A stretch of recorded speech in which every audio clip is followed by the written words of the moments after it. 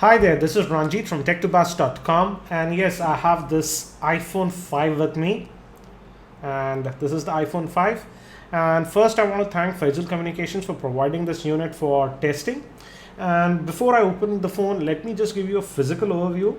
And if you notice, the iPhone 5 is not very different from the iPhone 4S, but it's a lot longer, and the width hasn't been changed. The width is same, so the first impressions that I got, it's a very tall phone, and it fits in the hand very comfortably because the width hasn't been increased. But I would have loved to have a width to be increased a little bit because it just feels a very tall phone.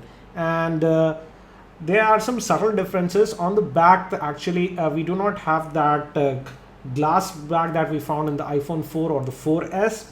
Here we have the aluminum back, but this top and the bottom portion still have glass, this one and this one. And the camera is again 8 megapixel, but it has been improved according to Apple. And the front again is the same as we have seen in the iPhone 4S. Again, the sides are also the same. And moving towards the bottom, again changes are here. The 3.5mm headphone jack is now at the bottom, and the pin connector that we have, a 30 pin, is changed, and this is the new lightning connector that Apple likes to call. And on this side again nothing else, and here we have the tray for the nano SIM. Yes, this iPhone 5 does not accept the micro SIM, but nano SIM. So you need to cut your SIM or get a nano SIM from your service provider to use with this phone.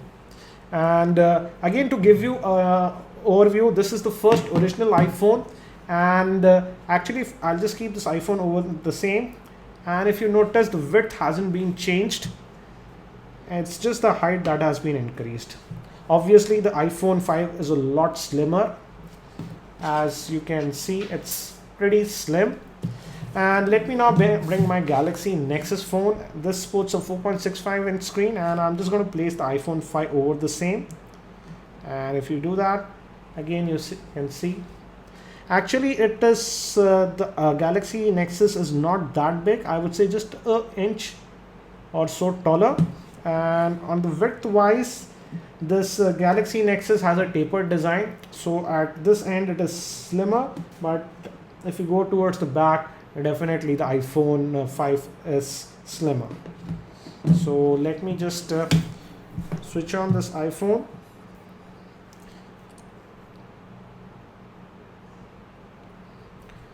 And I have already switched it on earlier to activate the same.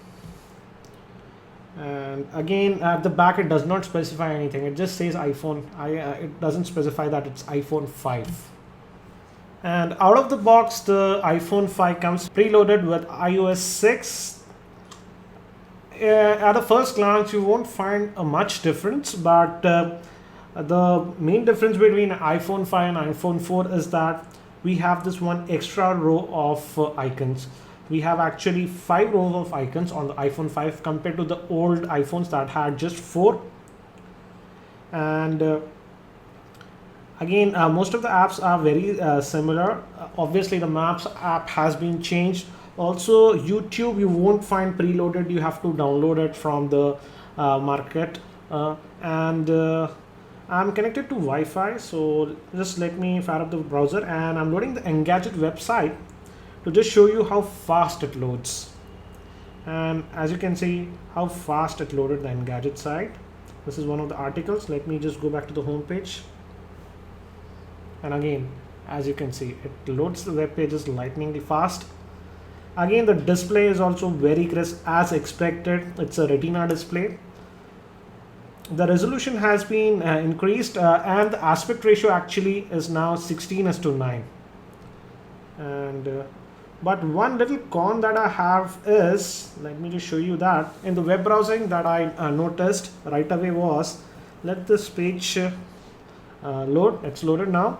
When I just scroll, it just stops after scrolling one page. I would like that it scrolls to the top or the bottom of the page, but it's not doing like that. I'm not very sure if you have a setting, but I find it kind of annoying on very long pages. I do know that you can just hit this time button on the web browser and it'll take you to the top of the page, but let's say I want to go to the bottom. I have to scroll and scroll. But again, pinch to zoom as expected is excellent. Very buttery smooth.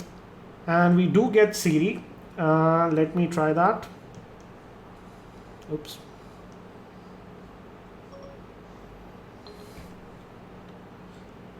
And let me try. What's the height of Mount Everest?